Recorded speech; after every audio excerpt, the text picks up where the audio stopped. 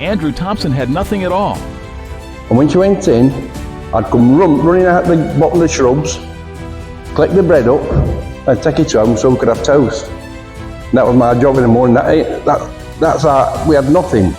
He joined the army and had to go to war. And he went, "Mate, I ain't asking you.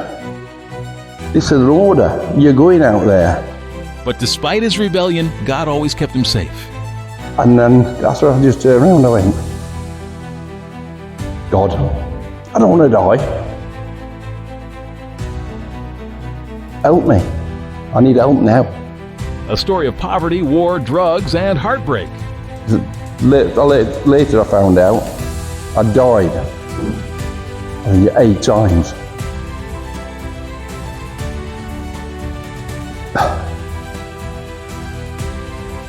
They kept me going. I asked me why. I kept asking them, "Don't let him die." So sit back and listen to a story of a God who refused to let him go. Well, I was born very young. I was born very young. I was born in a small village in between Sheffield and Barnsley, a little pit village. And we were poor. Sounds like something out of Monty Python's this, but we were poor, genuinely poor. I've got 5 brothers and a sister. The sister hadn't come into the picture yet, she's 16 years younger than me. We've got no father. Father's in prison. He's in prison. We've all got different dads anyway, so I don't know what happened there. I think if we'd have been kittens, I'd have been the ginger one.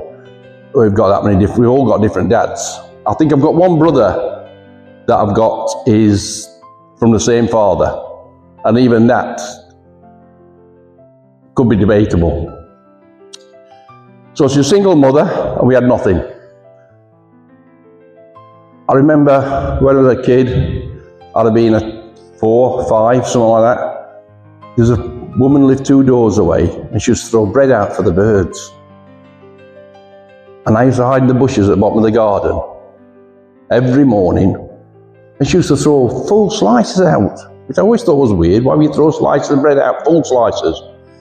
And when she went in, I'd come running out the bottom of the shrubs, collect the bread up, and take it home so we could have toast. And that was my job in the morning. We had nothing. And obviously it weren't long before social service got involved. That woman wasn't throwing full slices out for no reason. You know, when you're a kid you think she is, but she's throwing bread out in full slices because she knew that we were going to come and collect the bread. Once social service got involved, obviously, I'm only young. I don't understand what social service is. I thought this woman was my auntie. And we ended up going into an orphanage, getting taken away from my mother, foster homes, things like that. And it weren't good. There were different days in them days, and not like now. You went to an orphanage, you went to an orphanage. As we got older, my mum got us back. Obviously, it says hard to say this, but my mum wasn't a good mother. Like people say, "Oh, she did her best and did this." I don't really believe she did, and that's hard to say about your own mother, But I've talked to my brothers about it. We've all come with the same ideas. And my brothers, they all went off the rails. My dad was in prison. I met him when I was 16. And my other brothers met him before I did, because they went to prison. And that's where they met him. They met me down in prison. I did meet him when I was 16. He's just a bloke I used to go for a drink for. He's just a man. He had no real bearing on my life, because at 16 you're already made, you've already grown up. But I went to work as an apprentice joiner. And The joiner, oh man, he killed me. His name's Dixie. He'll be dead now, unfortunately. But if he ain't, he's living about 120. He, brilliant bloke. And if I told him he was a joiner, he'd have hit me. I'm telling you, he wasn't a joiner. He was a carpenter, which always took him, never had no relevance in the beginning. But now when I think back, a carpenter. And he talked to me all the time. He found out about my family and everything. And he could see I was in a bad place. I was in a really bad place at home. I was getting drawn into crime with my brothers because they were proper gangsters. They weren't just playing at it. And he advised me to go in the army. He said, that's the place for you. Get in that army. Get away from this. Although I was a bound apprentice, which in them days, you had a piece of paper cut into two pieces. You had to both have the contract, and you was bound to him for 7 years.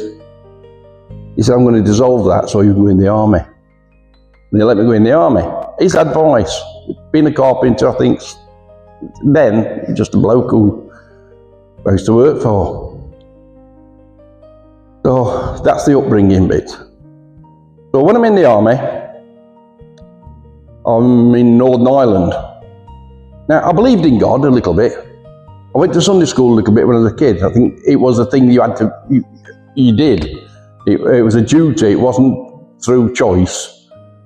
And to me, God was this bloke that sat in the cloud with long white hair and a beard, and he sat there on a cloud. But that's about my thoughts on God at that stage in my life. So I'm in Ireland, always been a bit of a lad, always having a laugh and joking. And one night actually, you got to imagine waste ground. You'll have, actually with the age group, you know what a bomb site's like, don't you? It's a bomb site, it's just level land or rubble. About 100 yards all the way around. In the middle is a car on fire. So we all stop and we're in the shadows, as you would be, standing there. And we're talking and saying, what do you reckon's happening? I don't know.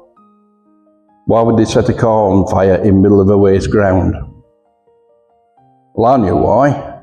It's so, if anybody's out to look at it, you're lit up by the flames. And there's a sniper sat somewhere who's going to take you out. Yeah, that's what that is. So they go on the radio, we found a car. It's on fire, middle of waste ground. Okay, wait. Always waiting in the army. Come on. Send somebody out and we want the registration, make, model and colour. And here's this bloke, officer says, my name was Yorkie in the army. I don't know how I got that. No idea. He went, Yorkie, crawl out there, get the make, model, colour of that car. Joking. He went, no. He says, I want you out there, I want the details of that car.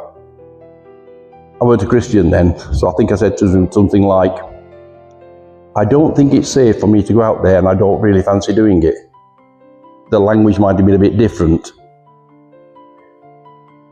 And he went, mate, I ain't asking you. This is an order. You're going out there. So away I go. I'm crawling. Man, I'm crawling. I am fairly sure I'm going to get shot. I'm more than sure. I know it's a setup. It's a classic setup. And then that's where I just turned around and I went, God, I don't want to die. Help me. I need help now. And he didn't answer me, obviously. I'm saying, please God, just save me. Don't let me die. And if you get me through this, if you get me through to this journey on Sunday, I guarantee I'll be at church. I'll be there every Sunday. I'll be the best Christian you've ever seen in your life, Lord. Just get me through this. And I crawled out. Fear. My bottom's twitching. I'm waiting for it to go bang, you know.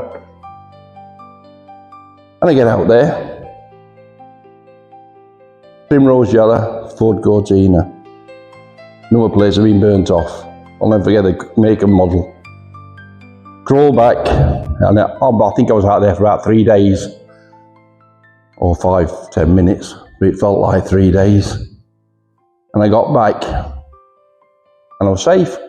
So God looked after me out there, and He kept me safe. So, come Sunday, I think I went to the pub. I never went to church. Nah, He'd answered me prayer, and it was a prayer from the heart, trust me. It was a real, I mean, I pray, but sometimes you do a prayer that just comes from the bottom of your stomach, from your heart. I never went to church. Better things to do on a Sunday. I'm in the army. So I did that. While I was in Ireland, these other things happened to me. I found this prayer works. It's great, you know. Who needs St. Christopher? Got prayer. I go, and I'm in the building, and I think I don't know these people, thinking back, I don't think they like me. The building, and it's going to get, and there's a bomb in it. We know there's a bomb, they've run in and planted it, and they've done the phone call, and they've told everybody to get out. We arrive, and they go, "You okay? Dave, get in that building, make sure it's empty. Tell them there's a bomb in there." Get in and make sure there's nobody else in there. Went in, I just walked in the door, he ran in, brave. "Get out, there's a bomb." Oh, gone.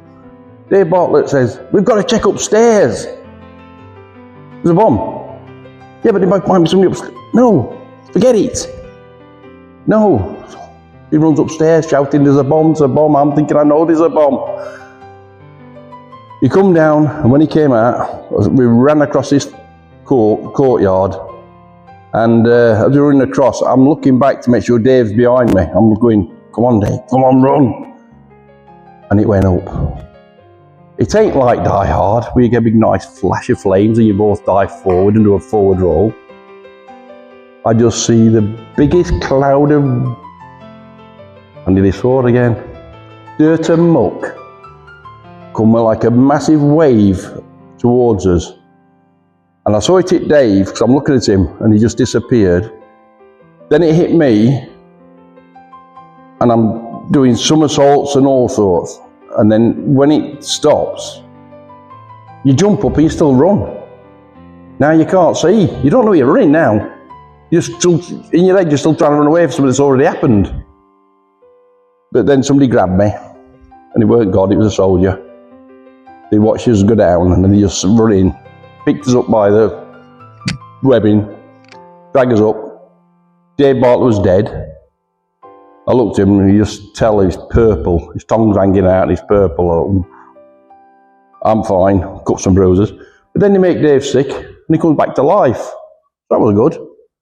His airways were blocked, and when they cleared it, and he breathed oxygen, he went pink again. So he was all right. That bit will come relevant, I'll tell you now. So anyway, I thought, after a bit, I'm coming out of this army lark, it's getting a bit dangerous. I think I got blown up twice in 2 weeks. And I said, nah. I met a lass in Birmingham, hence I'm here. And her dad was an atheist. Real staunch atheist. He believed in people from space, in spacecraft came to Earth, and that's how we're all here and things like this. He used to have books and books and books on how to disprove God existed. So anyway, when I said, "I'm marrying your daughter," yeah. Church, nah. Not getting married in church. No, I don't believe in God. No, I'm getting married in church. If I don't get married in church, I ain't married. I've got to be married in church. That's a marriage is a union between a man and a woman. You know, God was not in the picture yet, don't forget. So I got into church, which was weird, and I got married in church. That only lasted a few years, 7 I think. We were too young, we split up. I think not a chance. And I just carried on life, got married again. Loved wedding cake. So I got my second marriage, and well, it was all right. We were doing good. And I used to play football, really. And I picked an injury up in my leg. And my legs, I started to limp. I've done the ligaments at the back of my knee. And my mate said to me one day, we finished the match. We always go for a drink after the match. You always go for a drink after you played football. Like, it's a law.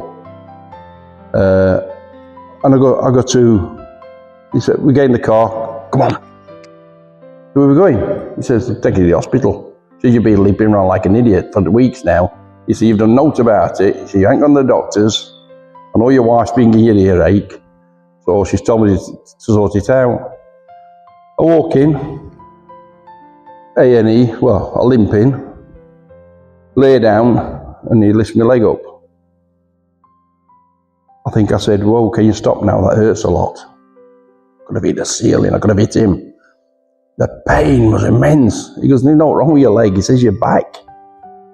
He says, here's some painkillers, go and see your doctor tomorrow. And that was it. Next day I walk into limp into the doctor's, and he looks at me, he went, gets that little rubber hammer, hits my knee, and he went, oh, he says, that's poor. Your reflexes are really poor. He says, there's something's happening in your back. Really? So I'll get you to see a specialist. Thank you. Next day, I get up and I'm walking, and I'm dragging my leg. I'm getting this. That's my walking. Sorry, Andrew. I think that's... So I got into the doctor, he looked at me and went, ooh, that's worse. Yeah. Sit down, hit me hammer. He said, that's gone down massively since yesterday. I know. I said, I'm really struggling with it. So I'm going to ring the hospital and get you in. And I think this was Tuesday. Ring the hospital, says we need to get this guy brought forward. There's something happening in his back and I don't know what. They said, okay. Sounds like a joke. They say to joke this. Because next day, I'm walking down the stairs, or limp down the stairs. I'm going across the living room. Poof, straight over on my face planted on the floor. My legs just stopped. Well, see, I'm going to use the word luckily. There's no such thing as luck, is there? But I can use the word luck because it was then. The doctor is parking his car outside my house, bottom of my drive. He used to park it there because it was safer than outside the surgery. And Paula, my second wife, ran out and said, Andy's collapsed. So he came in and he said, ring an ambulance. He started with me. I'm in agony. He gave me morphine. And I mean, when your back does, you think, oh, I've lost my leg, my legs aren't working. It's a bit more than that. Your body is relaxed, shall we say, from the waist down.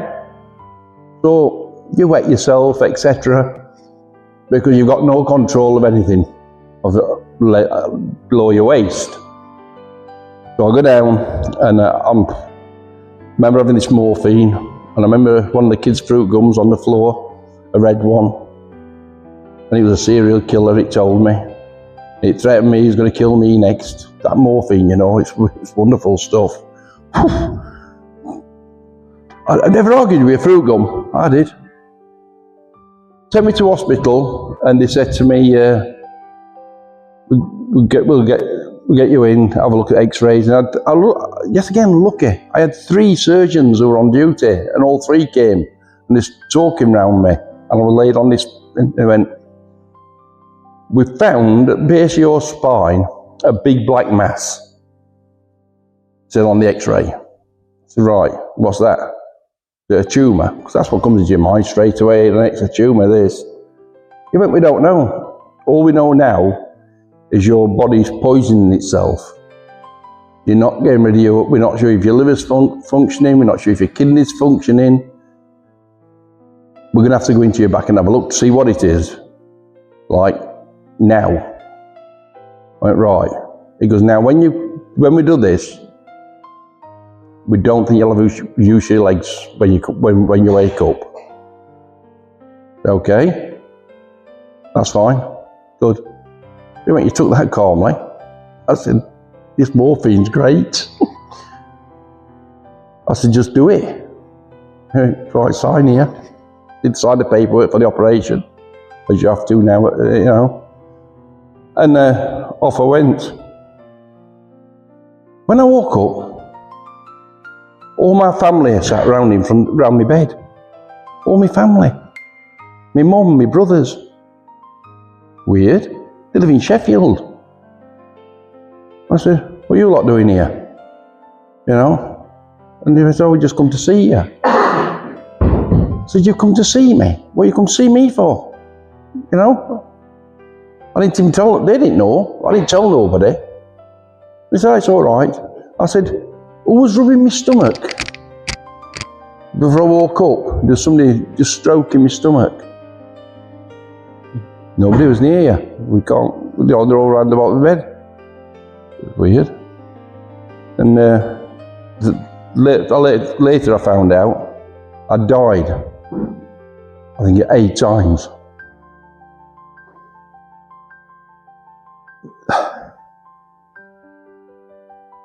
They kept me going. After my wife, I kept asking them, don't let him die.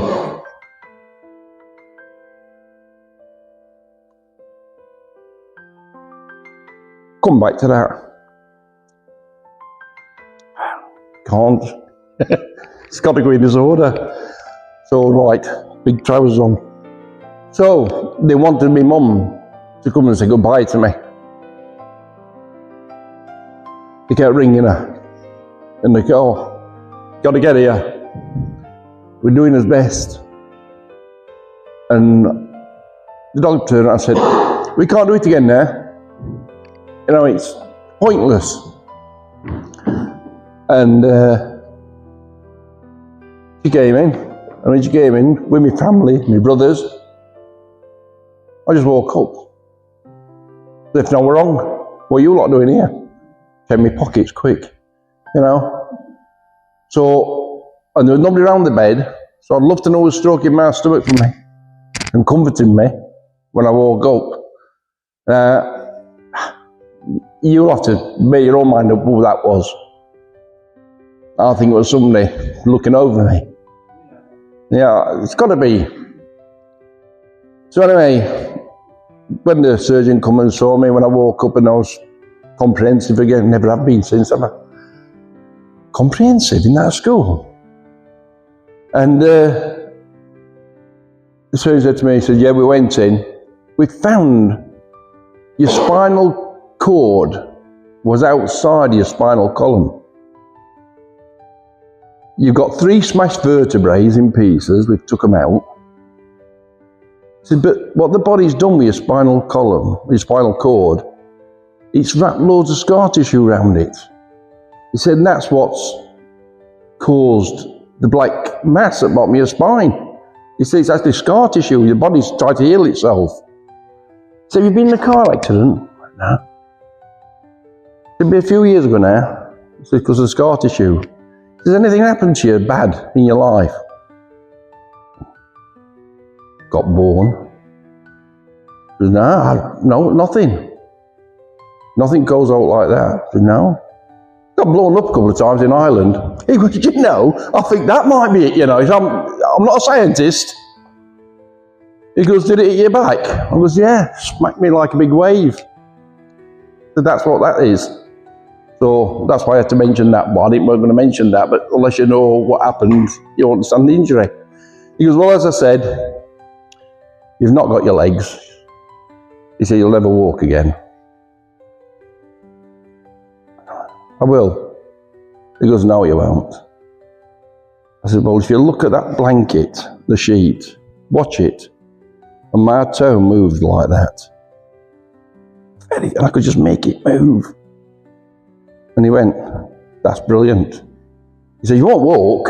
He said, that's brilliant, because now I know your organs will more probably function properly, the nerves. He said, they've had to do things like move blood flow, you've got arteries at the bottom in your groin area, you have to move all them round. He goes, that's brilliant. He said, but you'll never walk. So then I'm sat laid in bed. Everybody goes, you know, you're on your own. I got 2 kids then, young kids, 7 and 5, something like that. God, I need to walk. I need to walk.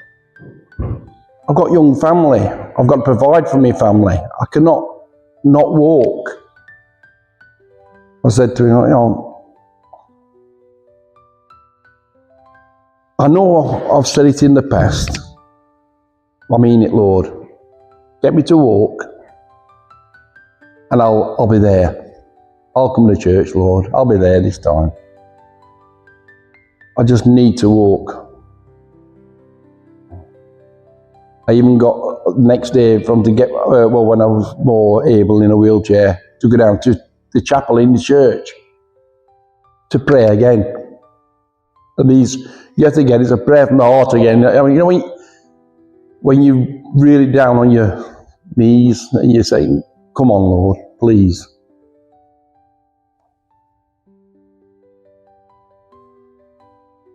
Well, obviously you know the answer, because I'm walking round. So, you know, spoiler alert. But 2 years later, and I could shuffle along, I was like that. 2 years ago, after, I was like that. I was worse than Phil. That was about as much as I could walk. And I'd got a metal girl thing on my back to hold me straight and all this kind of thing. Especially made one, and held my stomach in well. And I walked into the specialist's office, or consultant, wherever they are now, and I walked in and he looked at me. He says, you've just walked in here. I thought, really? He goes, sit down. Oh, can you sit down? I went, yeah. He goes, sit down. Stand up. Sit down. He says to me, do you know when we do clinical notes and it's really bad, we use red ink to highlight it? He said, and being honest, I can't really remember much about it. It's 2 years ago. He says, I've just read your notes. And he turned it round, he said, look at that. It was just all red writing. All red. He says, you can't walk. He said, I've just looked in these notes and read them. I expected you in a wheelchair. He said, for you to walk in, he said, I know you're shuffling, he said, but for you to get up on your legs and walk in here, that's an impossibility. He said, I know what I've done to your spinal cord. He said, I know what I've done inside your back. He says, you can't walk. I said, I can. I says, so if anybody doesn't believe in miracles, that was a prayer to God to walk, and that happened. That I don't care what anybody says. Eve said I'd never walk. I turned around to him and says, I'm looking to get playing football again. He went, you'll never, he said, I told you you'd never walk. He's proved me wrong. He says, so I'm hoping to come and watch you. He says, because he says, you can't walk. And he was adamant. So the second prayer answered. So then, when it comes to Sunday, obviously, 2 years later, 3 years, nah, it's all forgot again, isn't it? Get away, I'm not bothered, I'm down the pub again. You know, prayer answered, forget him. Right.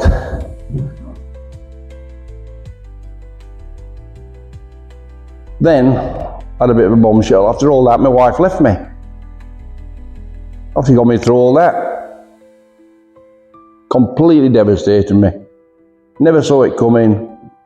Bang, she just moved away to Southampton. Never told me. Took the kids. Couldn't find her. And everything. Gone.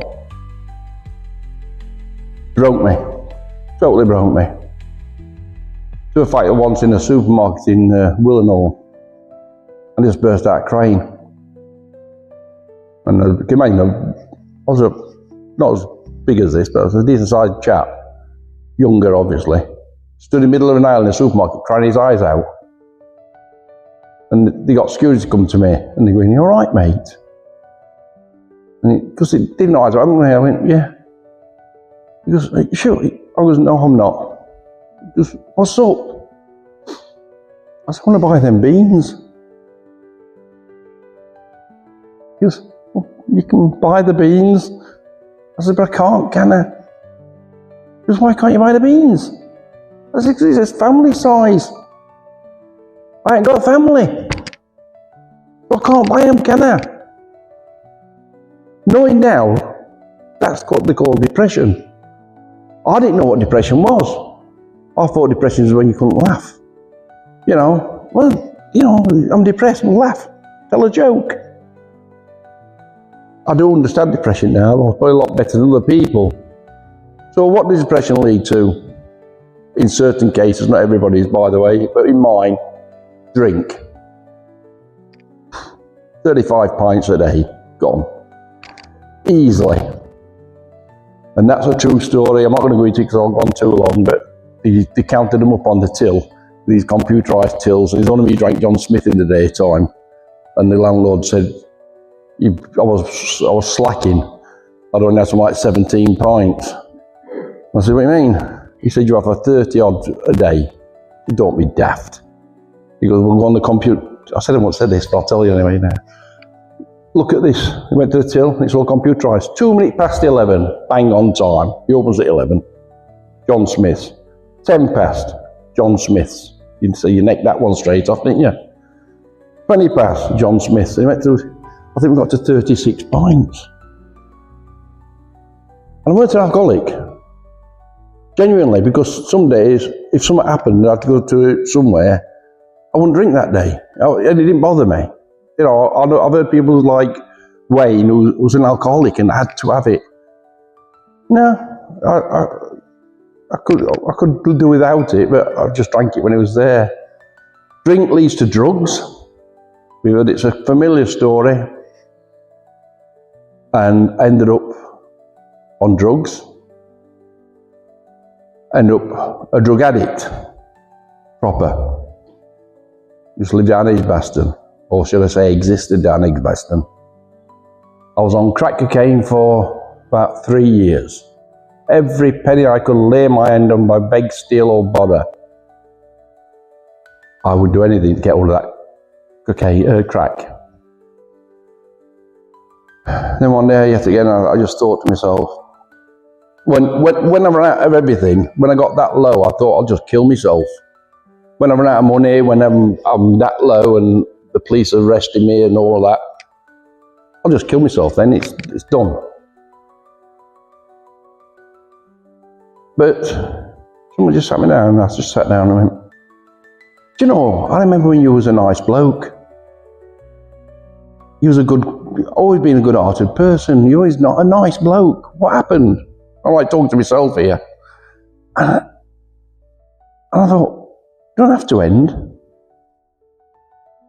Just go back to what you were. And I did. And that was it. I stopped. I can't bring God into that. I'd love to bring God into it, but no doubt he's still on his journey with me. He started looking after me when I was a kid. So I think he's still taking me on my journey. And I packed it in. Didn't pack the drinking in, just drugs. And I cut down on the drinking. I'm down to just a binge drinker at weekends like most young men. I weren't young, I was 50. I still think I was young at 50. And off I went. And then I had everything. I got myself together. I lived in Albury, in a beautiful apartment, 2 bedrooms, 2 bathrooms, and my car. I'm back, and I'm straight. A few beers, no drugs. One of the lads in the pub said to me, David, that was his name, not mine. He said, "You've got everything." He says, "Do you know, So you've got beautiful apartments, you've got a nice car, so you've got gifted a gab, you've got women, you're chasing women left, right and centre. I love your life. I mean, no mate, rubbish life. I said, there's something missing. He goes, well, what's missing? He said, I wish it, I don't know. And this was not happening to me. I used to dream of a church all the time. And it's a church with an oval wall around it, an old church, and a Norman church. It's stuck in my head. Every night I've been dreaming of this church. And I used to look on Google Earth trying to find this church. Where's this church? Something about it, I need to find this church. So anyway, I'm in this pub. This woman walked in. I thought, as I would do any woman walked in a pub in them days. First thing, aye, here we go. And start talking to her. And when I'm saying talking, I'm most probably stumbling across my words. I was drunk. I was always drunk if I was in a pub. And off she went. Came back next week. Talked to her again. I thought, I quite like this one. My mate turned around to me and says, you mess that girl about like you mess all the other women about. He said, I'll have you. You know, the guest, it's Kim. And she's talking to me. She says, one night, I've got to get off. I've got to get off to church in the morning. Church? You go to church? I went, yeah. Can I come to your church? He looks at me. Why? I said, I don't know, I feel like I want to come to church. He said, all right then. I've missed a bit out. When I had that empty feeling, I'm dreaming this church, I found myself in Birmingham. I went in the cathedral, Colmore Row. It was just a church to me, it's not a very big cathedral, is it? No York Minster. And I walk in, and I sat down, and I prayed again. Thank God. And I mean, I'm all right. I've got everything going for me now. I've got everything in. I need a wife. I need a wife. I need somebody to look after me. I need somebody to look after them. You know, my life's empty. I've got everything, but I've got nothing. So she sent me a wife. I promise. On Sunday, I'll be there. Guaranteed, mate. No problem. I know I might have let you down a couple of times, but this time I mean it. Hence, I met Kim. I didn't think much of it then, because I just met her 2 weeks in, you know. And then she said, I go to church. And that was like, you know, this little niggle at the back of your head. Did that prayer for a wife, and now this woman's turned up and I quite fancy her. Can I come to your church? She went, yes. Okay. So I went to church. I got in from Broad Street about 3:30 in the morning, 3 o'clock. She's picking me up at 8, or not 8:30 or something.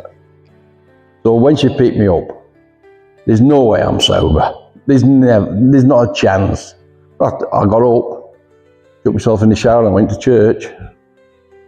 And then I went the next week, and the next week. Then Kim was working. I started going on my own. And one day, Pastor then, Stuart Blair, he turned around to me and he said, he did a sermon on John 14:6. The way, the truth, the life. Nobody comes to the Father except through me. And it just hit me. Like how many people say it's like a thunderbolt? I'm just sat there, I think, but that's right, that's true. He is the way, he is the truth, he's the life. Nobody comes to God unless you go through him. And it just like all revealed itself to me, in a way. I can't say it was a big flash moment and God and harps and angels. It weren't, it just in here. What happened, it went from here. bang, straight. And you know that gap was filled. You know the dreams about the church stopped. That wasn't me trying to find a church. That's God telling me you needed to find a church. I'd got it all the wrong way around. That was close. I got it all the way around. I needed church. I needed St. Kim as a wife. And that was it. It just hit me. I went to Stuart, the pastor, a couple of weeks later, Stuart, I've been married, second time I got married in church as well. I had to go and talk to the priest, and as he was, the Church of England, and beg him to marry me. And I told him, if you don't marry me, I won't be married. I've always had this thing, I have to be married in church. And now I've got to go to another pastor and tell him, I'm not known for breaking promises. Look at them, I kept with God. And a couple of managers. And I said to Stuart, I want to get married. He came and he went, yep, do it. Go on, we'll get it done now. Go on, now. I went, now? He goes, well, not backing out now. It's about time you two got married. I've been watching you get closer and closer through church. He says, and I said, but I've been married twice before. Because that's the old Andy. So you're born again, baptised, I'm not bothered about that. So I saw you when you first came here. You're a different person now to what I first met. He said, I will marry you in church. I said, that's good, as I won't be married. Because I know you won't. I know that you think like that. He said, I know you. So that's how I got married. And basically that's how I became a Christian. But this footnotes. Since I got married and met Kim, I've been blessed by God with so much. I've got a nice car now. Material goods I know. I lived in rented accommodation. Obviously through all the drugs and things, I did well to get a flat. I bought an house in 8 years. From nothing to owning it. I've got a beautiful wife who loves me and I love her. It's brilliant. And in my marriage, there's not two of us, there's three of us. I've chased a threesome for all my life.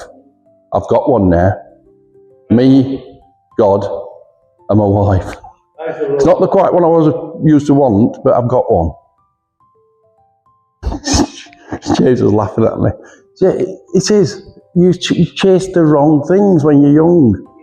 And it's only now that you look back and you can see that is worth more to me than any of the things I've had in the past. So God blessed me, and He blessed me. He blessed me with this church.